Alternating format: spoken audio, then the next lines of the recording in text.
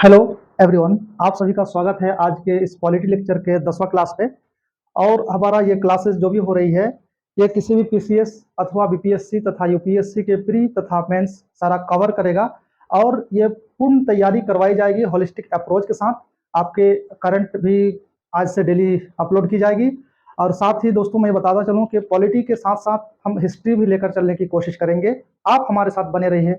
जिस तरह हम लोगों ने अभी तक पढ़ चुका है, 1961, देखो हमने पढ़ा था कि भारत परिषद अधिनियम के साथ हम लोगों ने पढ़ा था 1961, सॉरी 1800 1868, 1861 और 1892। ये दो अधिनियम अभी तक हम लोगों ने पढ़ चुका। और दोनों अधिनियम को भारत परिषद अधिनियम के नाम से जाना जाता है। इस चीज को आप याद रखना, नाम अलग अलग है जो भी एक्ट बना है। तो ये तीनों एक्ट को जो है भारतीयों की सहयोग लेने के लिए, इसका हेल्प प्राप्त करने के लिए इंग्लैंड के गवर्नमेंट ने, इंग्लैंड के पार्लियामेंट ने यह पारित किया था, जिसे भारत परिषद अधिनियम कहा जाता है। आइए देखते हैं इन अधिनियम में क्या क्या प्रावधान है।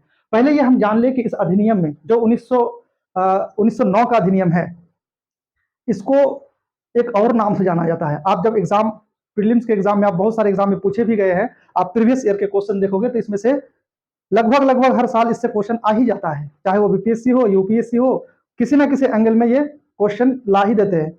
इस पर आप देखना, 1919 का भारत परिषद अधिनियम अगरचे ये नाम है, बट इसको एक और नाम से जाना जाता है। वो है मार्ले मिंटो अधिनियम या एक्ट। मार्ले मिंटो अधिनियम या मार्ले मिंटो सुधार के नाम से जाना जाता है, क्योंकि इसमें कुछ जो 1892 में जो कुछ भी था, उसके बाद इसमें कुछ सुधार किया गया, कुछ चीजें ऐड की गई, कुछ चेंजिंग लाया गया। इसलिए इसे, इस अधिनियम को मार्ले मिंटो सुधार के नाम से भी जाना जाता है। आप कंफ्यूजन नहीं करना।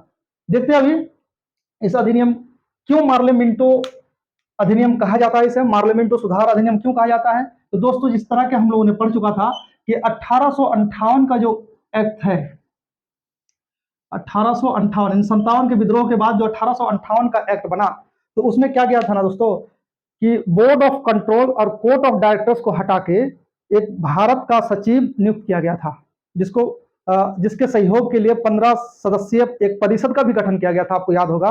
और उसी एक्ट में, यानी 1858 ही के एक्ट में, गवर्नर जनरल की जगह वायसराय पद का सृजन किया गया था। तो ये देखना आपकी 1858 में क्या हुआ था कि भारत का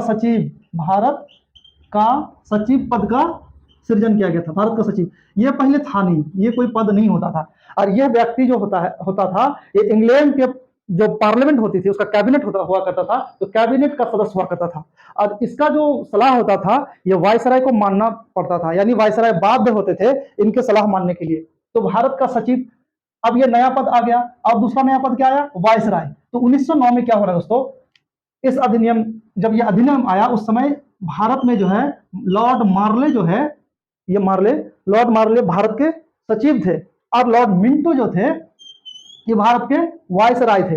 इसलिए इन दोनों के नाम को एक साथ जोड़ के कहा जाता है मार्ले मिंटो सुधार अधिनियम, या फिर मार्ले मिंटो सुधार 1909। आप याद रखना। अब इन चीजों में क्या क्या हुआ था, इसको आप याद रखना। हम लोगों ने पढ़ा था कि केंद्र और प्रांत, यानी उस समय का सेंटर और राज्य, यानी केंद्र और राज्य, उस समय का केंद्रीय तथा प्रांतीय Vidhan Parishad, legislative council, right, के आकार में वृद्धि की गई। उस समय जो सीट हुआ करता था, अभी जैसे अलग अलग स्टेट का विधानसभा या फिर लोकसभा के सीट अलग अलग हुआ करते ना, तो उस समय भी इसमें कुछ सीट निर्धारित की गई थी। तो जब 1909 का जब सुधार आया, तो पहले इसका सीट हुआ करता था, इसका सदस्यों की संख्या हुआ करती थी 16। कितना, केंद्रीय परिषद में, केंद्रीय विधान परिषद में सदस्यों की संख्या कितना हुआ करती थी, 16। इसको बढ़ाया और चेंजिंग किया कितना में, 60 में। तो आपका क्वेश्चन बन सकता है, किस अधिनियम के तहत केंद्रीय विधान परिषद में सदस्यों की संख्या 16 से 60 किया गया था। तो मार्ले मिंटो सुधार अधिनियम या फिर 1919 के भारत परिषद अधिनियम के तहत। इसमें एक जो सबसे महीन बात याद रखनी है, इसको याद रखना कि केंद्र में सरकारी सदस्यों की बहुमत को बरकरार रखा गया है। कहा गया कि ठीक है, क्योंकि हम लोगों ने पढ़ा था कि 1892 में क्या सुधार किया गया था कि गैर सरकारी सदस्य को भी नियुक्त किया जाएगा, क्योंकि भारतीय को नियुक्त करना था। तो उसी समय यह भी नियम बनाया था, चाहे वो प्रांत में हो चाहे वो केंद्र में, अगरचे गैर सरकारी सदस्य नियुक्त किया जाएगा, बट सरकारी सदस्यों की संख्या बढ़ी हुई रहेगी, इसका संख्या बल अधिक रहेगा। बट इस 1909 में क्या किया दोस्तों कि नियम बनाया कि केंद्र केंद्र के सरकारी सदस्यों की बहुमत तो रहेगी, बट एक चेंजिंग क्या क्या कि प्रांत यानी प्रांत में जो होगा वो गैर सरकारी सदस्यों की संख्या को अगर चाहे तो वृद्धि कर सकता है। राइट, ये अनुमति दी गई कि 1892 में ये अनुमति नहीं थी, बट 1909 में एक अनुमति दी गई कि अब अगर चाहे तो प्रांत के जो सदस्य हैं गैर सरकारी सदस्य, उसकी बहुमत यानी सरकारी सदस्य से अधिक उसका संख्या किया जा सकता है। इस चेंजिंग को आप याद जरूर रखना। ओके, चलते आगे। और एक बात इंपॉर्टेंट, आप लक्ष्मीकांत हिंदी वाले पढ़ोगे ना तो इस सब में फंसोगे, मतलब अधिकतर स्टूडेंट को नहीं समझ में आता। कहाँ पे मैं बताता हूँ कि किस किस जगह पे आपको परेशानियां होती है। देखो इस जगह पे एक शब्द लिख रहा है, ये लाइन ना लक्ष्मीकांत की है, देखना। दोनों स्तरों पर विधान परिषद का दायरा, ये सलाह मैं लिखा हूं, इस चीज को आप मत देखना, ये सलाह मैं लिखा हूं, इस तरह लिखा हुआ है, दोनों स्तरों पर विधान परिषद का दायरा बढ़ाया गया। अब भाई विधान परिषद का दायरा नहीं बढ़ाया गया, अब डायरेक्ट तो उसने लिख दिया, बट पढ़ने वाले का दिमाग हिलेगा। आप जब इंग्लिश वाला वर्जन आप पढ़ोगे तो वो उस जगह पे डेलिबरेटली शब्द का प्रयोग किया गया कि किस चीज का दायरा, कह रहा है कि विधान परिषद, दोनों स्तरों में विधान परिषद का दायरा बढ़ा गया। विधान परिषद का नहीं दोस्तों, विधान परिषद में सलाह देने का दायरा बढ़ाया गया, यानी आप कोई सलाह देंगे, एडवाइज करेंगे, इसका दायरा बढ़ाया गया। अब ये कैसा मामला है? मामला ये है कि पहले जो सदस्य हुआ करते थे, चाहे वो सरकारी हो चाहे वो गैर सरकारी हो, उनको एक लिमिटेड क्वेश्चन पूछने की अनुमति थी, यानी वो कुछ भी नहीं पूछ सकते थे।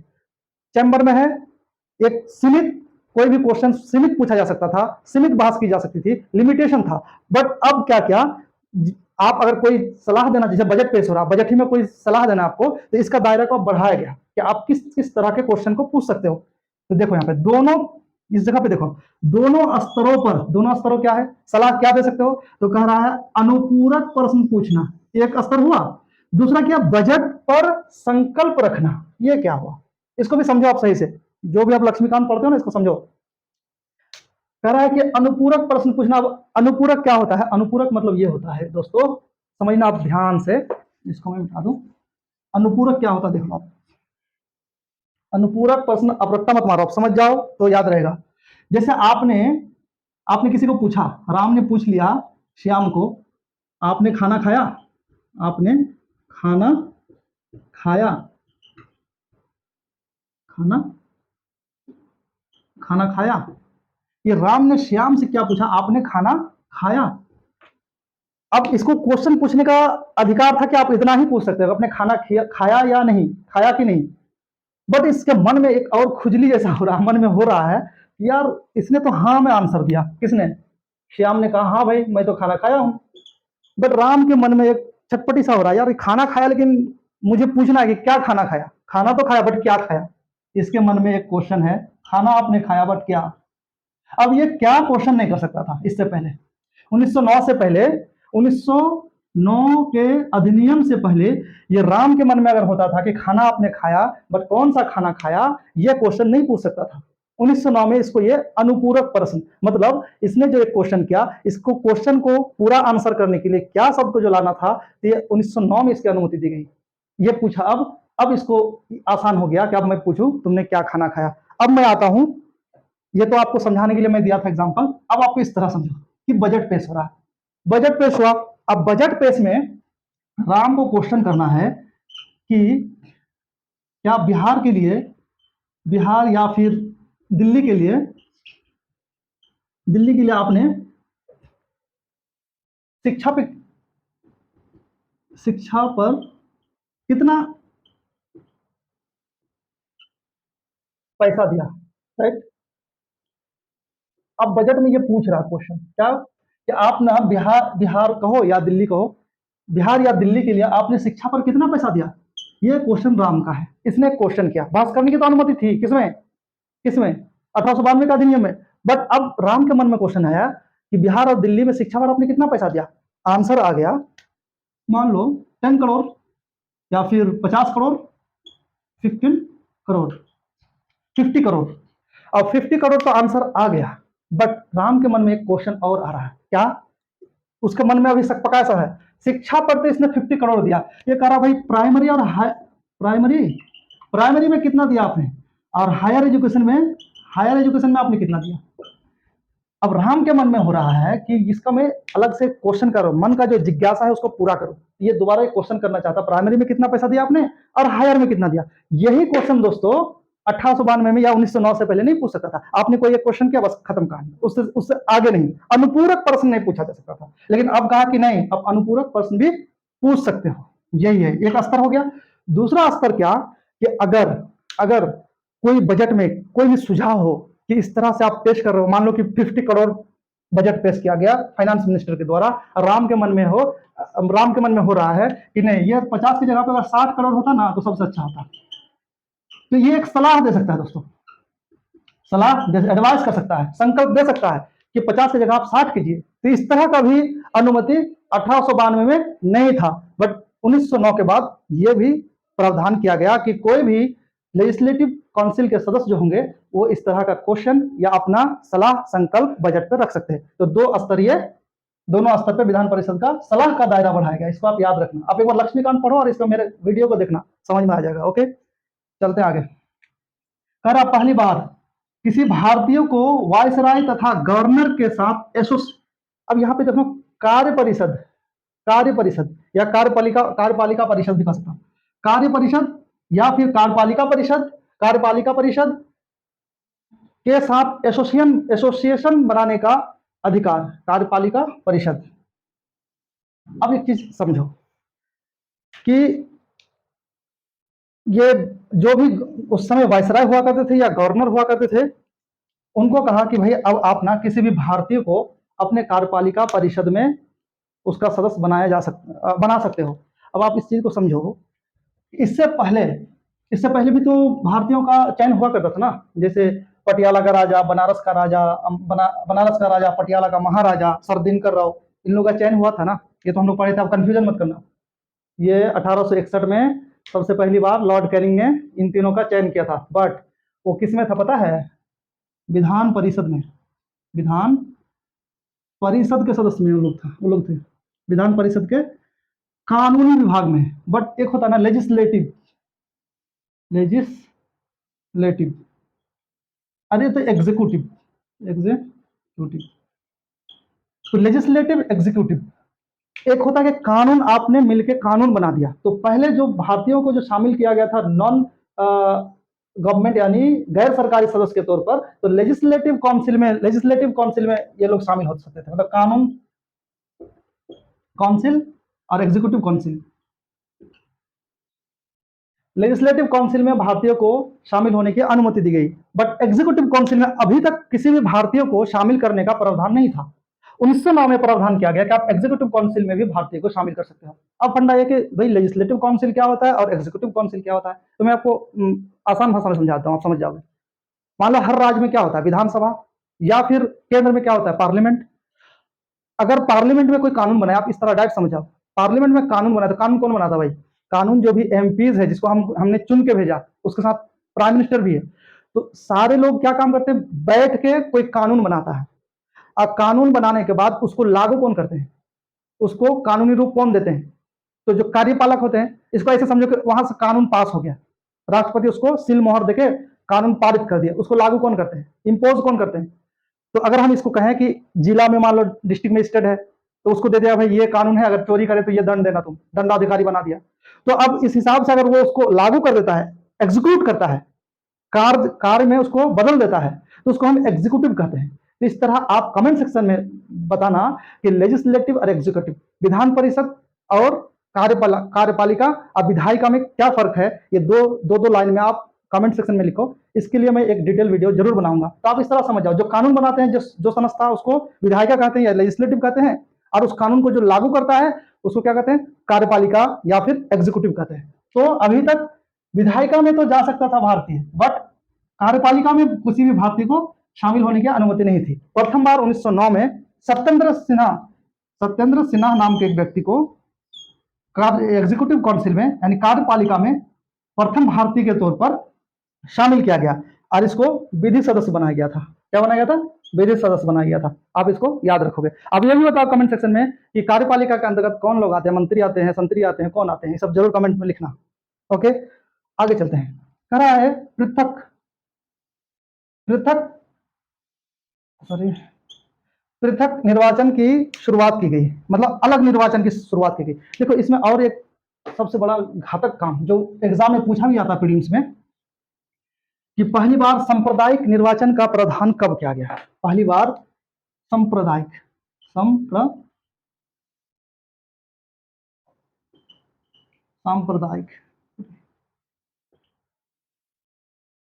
सांप्रदायिक निर्वाचन सांप्रदायिक निर्वाचन, यस, ये सांप्रदायिक निर्वाचन का प्रावधान सबसे पहले कब किया गया? तो 1909 में। किसने किया था? तो लॉर्ड मिंटो ने। इसलिए इसको कहा जाता है सांप्रदायिक चुनाव का या सांप्रदायिक निर्वाचन का जनक, फादर ऑफ कॉमनल इलेक्शन का जनक किसे कहा जाता है? इलेक्शन किसे कहा जाता है? लॉर्ड मिंटो को। लॉर्ड मिंटो क्या है? सांप्रदायिक चुनाव का निर्वाचन का पिता कहा जाता है उसे। ये बात आप याद रखना। क्या प्रावधान किया गया? कहा गया जो मुस्लिम है वो सिर्फ मुस्लिम को चुनेगा, वो सिर्फ क्या करेगा? मुस्लिम प्रतिनिधि को चुनेगा। तो ये सांप्रदायिक हो गया ना, कम्युनल हो गया ना, तो इसने ये प्रावधान किया।